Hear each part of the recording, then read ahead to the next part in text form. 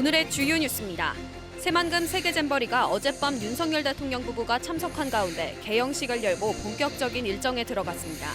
하지만 폭염으로 온열 환자가 속출하는 등 안전사고 우려가 커져 비상이 걸렸습니다. 이에 따라 김현숙 여가부 장관과 김관영 도지사가 현장에 주재하면서 안전 확보 지휘에 나섰습니다. 대기업 LS그룹이 윤석열 대통령이 참석한 가운데 새만금의 2차 전지 공장 건립을 위한 협약을 체결했습니다. LS그룹은 1조 8천억 원을 투자해 2차 전지 소재 공장을 짓기로 했습니다. 공장이 가동되면 1,400여 개의 일자리가 생기는 등 경제 효과가 클 것으로 전망됩니다. 여러분 안녕하십니까? 8월 3일 목요일 종합뉴스입니다. 2023 새만금 세계 잼버리가 어젯밤 8시 개영식을 갖고 본격적인 일정에 들어갔습니다. 개영식은 부안군 새만금 잼버리 부지에서 윤석열 대통령 부부가 참석한 가운데 열렸습니다. 새만금 잼버리는 세계 스카우트 연맹이 4년마다 개최하는 세계 청소년 최대 야영 축제로 국내에서는 지난 1991년 강원 고성에 이어 두 번째로 열리는 축제입니다. 이번 축제에는 세계 159개국에서 4만 3천여 명의 청소년들이 참가해 170여 개의 다양한 행사와 이벤트를 즐기게 됩니다. 윤석열 대통령은 새만금에서 다양한 도전과 체험을 즐기고 우정을 쌓게 된다며 K-팝 콘서트 등 한국의 문화를 경험하라고 당부했습니다. 새만금 잼버리 개영식 도중 발생한 온열 질환자가 108명으로 늘면서 야외 프로그램이 잠정 중단됐습니다. 잼버리 조직위에 따르면 행사 개시 4시간 반 만인 어젯밤 10시 30분쯤 청소년 스카우트 대원 108명이 동시다발적으로 탈진과 어지럼증을 호소하며 쓰러졌습니다.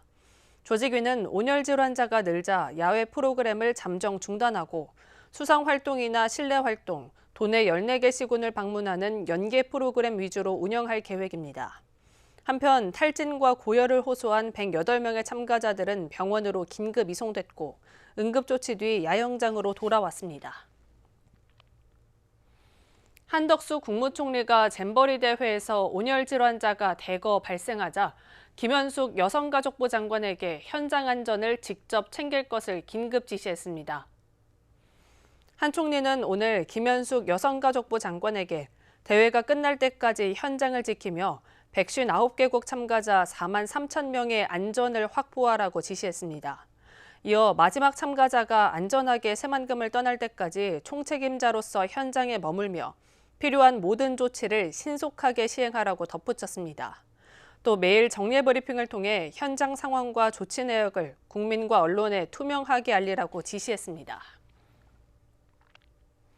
새만금 세계 스카우트 잼버리 조직위원회가 당초 언론에 허용했던 취재 장소인 델타 구역을 통제해 논란이 일고 있습니다. 대회 조직위원회는 오늘 취재진에게 앞으로 델타 구역에 들어가려면 취재 시간을 정해서 스카우트 운영 요원과 동행하라고 공지했습니다. 조직위는 당초 개막 브리핑에서 델타 구역 입장은 막지 않는다는 입장을 밝힌 바 있습니다. 하지만 폭염에 따른 온열 질환자 속출과 허술한 시설로 인한 참가자 불편에 관한 비판이 언론에 보도되면서 취재 지원 방침을 갑작스럽게 변경했다는 지적을 받고 있습니다. 온열 환자가 속출하면서 새만금 잼버리 행사를 중단해야 한다는 목소리가 잇따르고 있습니다. 13개 전북 시민사회단체는 오늘 잼버리 조직위원회 앞에서 기자회견을 열고 야영지의 행사를 전면 취소하고 비상체제로 전환하라고 촉구했습니다. 이어 참가자들이 안전한 곳에 머물 수 있도록 대책을 마련하고 문제 해결이 어렵다면 대회를 중단해야 한다고 강조했습니다. 민주노총 전북본부도 이날 성명을 내고 개영식 행사에서 온열 환자가 속출한 건 예견된 참사라며 행사를 즉시 중단해야 한다고 지적했습니다. 대기업 LS그룹이 새만금에 1조 8천억 원을 투자하기로 약속했습니다. LS그룹은 어제 윤석열 대통령이 참석한 가운데 투자 협약을 체결하고 새만금 산업단지에 2차 전지 소재 공장을 짓기로 했습니다. 공장이 가동되면 1,400여 개의 일자리가 새로 생길 전망입니다. 모형숙 기자입니다. 2차 전지 특화단지로 지정된 새만금 국가산단. 재계사열 16위인 LS그룹이 이곳에 2차 전지 소재인 전구체와 황산메탈 제조 공장을 짓습니다. LS그룹은 윤석열 대통령이 참석한 가운데 새만금개발청, 전북도 군산시 등과 협약을 맺고 1조 8,400억 원을 투자하기로 했습니다. 새만금 사상 최대 투자 규모로 새만금이 2차 전지 특화단지로 지정된 뒤 첫 대규모 투자입니다. LS그룹은 올해 안에 34만 제곱미터의 양극재 소재인 전구체 제조 공장 착공에 들어가 1,400명이 넘는 인력을 고용할 계획입니다. LS그룹은 새만금 산단 509에 총 1조 8,400억 원을 투자하고 약 1,500명을 채용하여 2028년까지 1차 전구체 생산, 2차 황산메탈 순으로 순차적 투자를 진행할 예정입니다. 공장이 가동되면 국내 수요량의 80%에 달하는 전구체 해외 의존도가 크게 낮아질 것으로 기대됩니다. LS그룹의 투자는 새만금의 사업 확장성과 도로, 항만 등 인프라 구축 등을 높이 평가한 것으로 전해졌습니다. 군산시는 LS그룹의 대규모 투자가 양질의 일자리 창출과 경제 활성화에 도움이 될 것으로 기대하고 있습니다. 이번에 새만금 산단 2차 전지 특화단지에 LS그룹과 EDL의 투자는 취약했던 국내 2차 전지 원재료의 안정적인 공급 구축과 글로벌 2차 전지 산업의 허브 역할을 해줄 것이며 아울러 군산의 산업 발전과 일자리 창출에 선도적인 역할도 할 것으로 기대하고 있습니다. 새만금에는 지난해부터 31개 기업 6조 6천억 원의 투자 협약이 이루어졌습니다. 특화단지로 지정된 새만금 국가산단 2차 전지 핵심 거점으로 거듭나고 있습니다. KCN 모영숙입니다. 새만금 세계 스카우트 잼버리 대회의 경제적 효과가 클 것으로 전망됩니다. 정부는 세계 잼버리 개최 이후 관광과 캠핑 산업 등 내수 시장 확대로 6천억 원 이상의 생산 유발 효과를 예상했습니다. 또 우리나라 최대 간척지인 새만금 내부 개발도 가속화되는 계기가 될 것으로 보고 있습니다. 특히 미래 세대인 전 세계 청소년들에게 우리나라에 대한 좋은 인상을 심어준다면 경제 효과는 더 클 것으로 기대됩니다. 새만금 신항이 오는 2026년 개장하지만 안정적인 항만 운영을 위한 남측 방파 호환 축조는 불투명한 것으로 나타났습니다. 군산해수청에 따르면 오는 2025년 2개 선석이 건설돼 이듬해 운영에 들어가고 2030년 1단계로 5만 톤급 6개 선석을 조성합니다. 해수청은 이상기후에 대비해 서풍을 막아줄 3.1km의 방파제를 지난 2016년 축조했고 북풍을 막아줄 방파호환 3.1km도 내년 완공합니다. 하지만 남서풍에 대비한 남측 방파호환의 축조는 2040년 이후 계획에 포함돼 있어 사실 언제 축조될지 불투명합니다. 올해 도내에서 67명의 외국인 계절 근로자가 이탈한 것으로 조사됐습니다. 전북도에 따르면 올해 도내 시군에 배치된 외국인 계절 근로자 1,940명 가운데 67명이 무단 이탈했습니다. 지난해에는 1,006명의 외국인 계절 근로자 가운데 321명이 종적을 감춰 무단 이탈률이 31%에 달했습니다. 외국인 계절 근로자의 이탈은 한국에서 더 나은 수입을 위해 불법 체류 신세도 마다하지 않겠다는 게 주된 이유입니다. 군산 아파트 월 매매 거래량이 2년 만에 600건을 넘긴 것으로 나타났습니다. 한국부동산원에 따르면 지난 6월 군산의 아파트 매매 건수는 629건으로 지난 2021년 7월 681건 이후 최고치를 기록했습니다. 특히 지난 6월 아파트 매매 거래량은 최근 10년 동안 8번째로 많았습니다. 지역 부동산업계는 정부의 부동산 규제 완화와 계절적 요인이 겹치면서 아파트 거래량이 활기를 띠고 있는 것으로 보고 있습니다. 익산시의회도 수해 복구 작업에 참가했습니다. 시의원들은 용안면 석동리에서 구슬땀을 흘렸는데요. 널브러진 작물이 가득했던 비닐하우스가 정리돼 가고 있습니다. 김은서 기자입니다. 용안면 석동리의 비닐하우스에서 수해 복구 작업이 한창입니다. 이번에는 익산 시의회 의원들이 복구 활동에 나섰습니다. 이번 수해로 인해 어려움을 겪고 계신 분들께 조금이나마 도움이 됐으면 하는 마음으로 뜻을 모아 봉사활동에 동참하게 됐습니다. 수박을 재배했던 하우스 10동의 복구 활동이 이루어졌습니다. 시의원들과 사무국 직원 50여 명은 비닐하우스 안에 마른 넝쿨들과 비닐들을 걷어냈습니다. 이번 익산의 수해로 인해서 우리 농민들이 받는 피해에 비하면 저희들이 고생하는 건 사실은 아무것도 아니고 빨리 우리 농민들이 이 역경을 딛고 빨리 원상 회복이 돼서 다시 그분들이 원하던 다시 농업일에 더 충실했으면 좋겠다 이런 생각을 갖고 있습니다. 35도가 넘는 날씨에도 땀 흘린 시의원들의 봉사활동으로 10동의 비닐하우스가 빠르게 정리됐습니다. 피해 농가 주인도 큰 도움이 됐다고 말했습니다. 10동인데 비닐로 밑에 거 걷고 그 옆에 치마 걷어주고 많이 도움이 됐어요.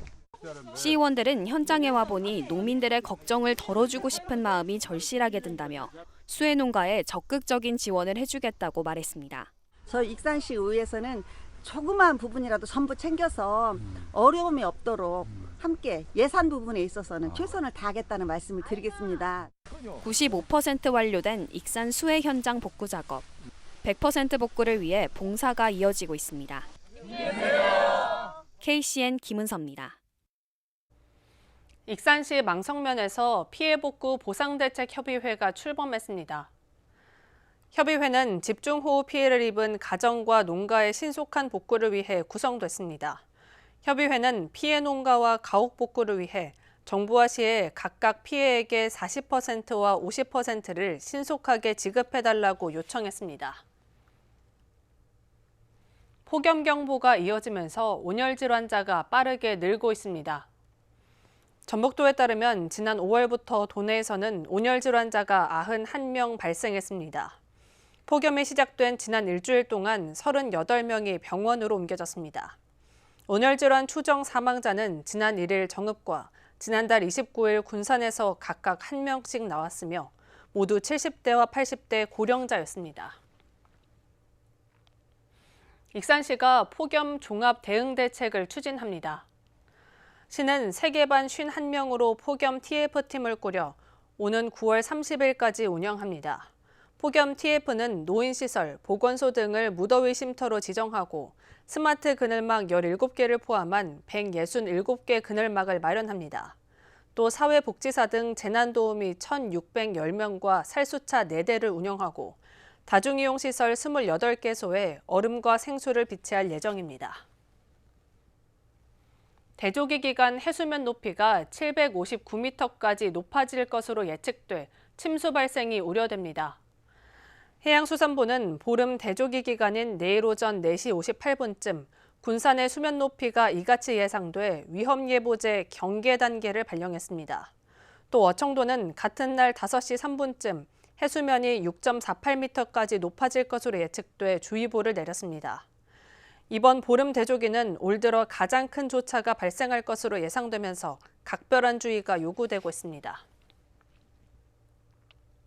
특정 회사가 만든 고양이 사료에서 조류 인플루엔자 AI 항원이 나온 가운데 도내에서 5명이 이 사료를 구매한 것으로 파악됐습니다. 농림축산식품부는 사료를 먹인 고양이에게서 열이 나거나 호흡기 증상이 나타나면 방역기관에 신고해달라고 당부했습니다. 조류 인플루엔자 항원이 나온 제품은 네이처스로우가 만든 밸런스드 덕이며 살균 등의 공정을 제대로 하지 않은 밸런스드 치킨도 폐기 대상입니다. PC방 종업원에게 흉기를 휘두른 30대 남성이 붙잡혔습니다. 군산경찰서는 살인미수 혐의로 30대 A씨를 입건했습니다. A씨는 3일 새벽 1시쯤 군산시 수송동의 한 PC방 종업원인 친구에게 흉기를 휘둘러 다치게 한 혐의를 받고 있습니다. 피해자는 병원으로 옮겨져 치료받고 있습니다. 계속해서 전북권 뉴스입니다.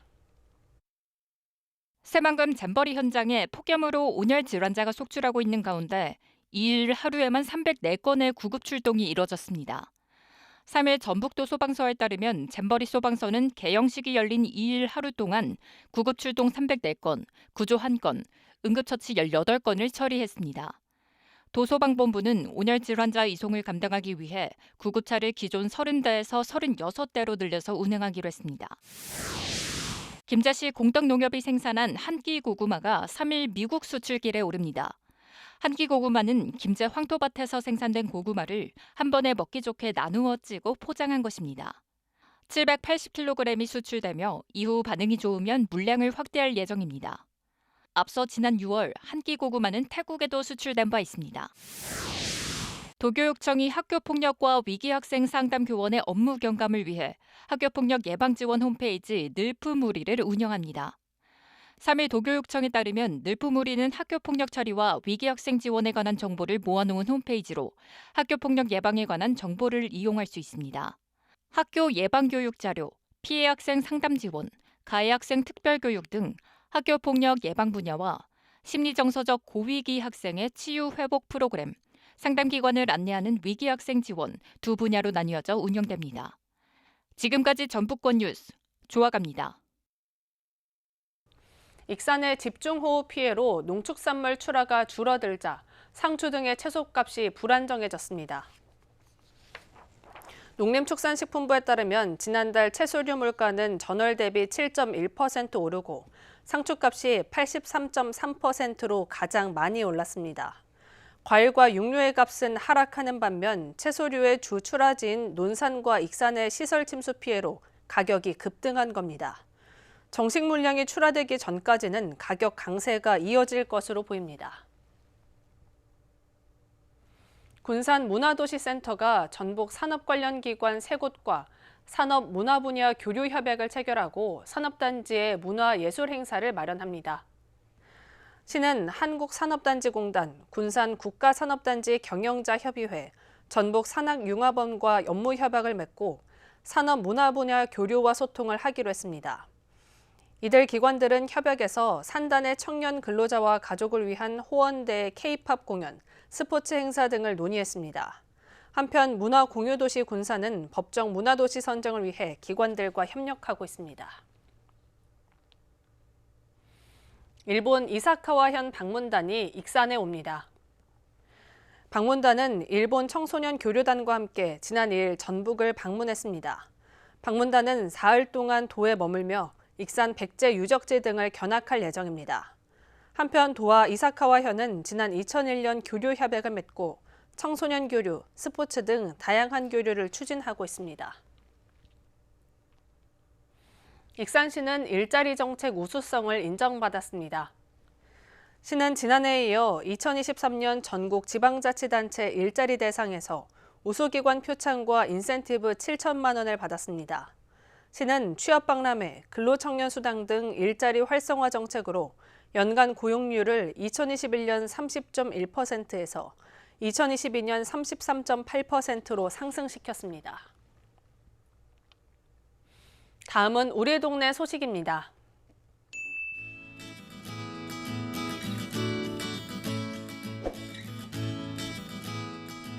바르게 살기 운동 익산시 협의회에서 수해 피해 복구 성금으로 써달라며 200만 원을 기탁했습니다.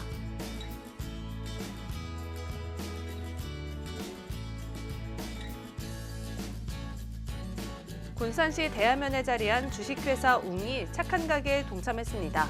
주식회사 웅은 특수차량 제조업체로 매월 3만 원 이상 일정액을 기부할 예정입니다.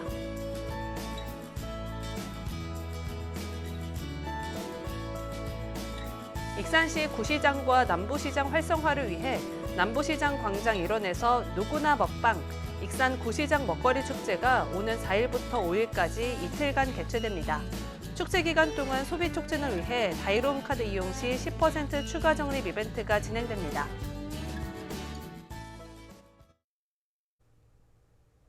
이어서 내일의 날씨입니다.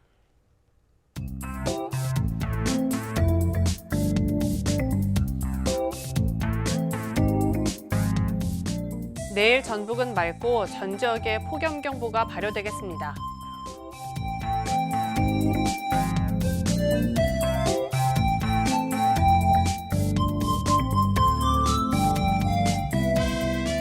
내일 도내 기온은 22도에서 출발해 36도까지 오르겠습니다.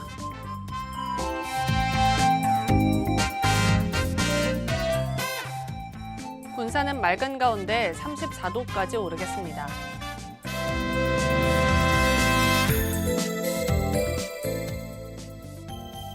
익산도 맑은 가운데 34도까지 오르겠습니다.